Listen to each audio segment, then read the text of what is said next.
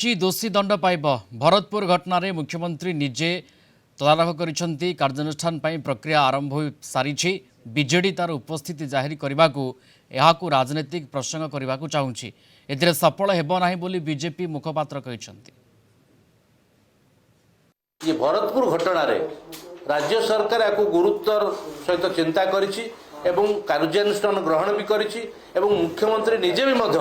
ए कथा को तदारख कर मुख्यमंत्री निजे भी मुह खोली निश्चित भाव में ये कथा को गुरुत्वर सहित नहीं एवं दोषी दंड पाइब एथिरे कोनोसी व्यस्त हबार रे जो माने याकू तिलकू ताळ करूछंती एमाने प्रकृत रे तांकर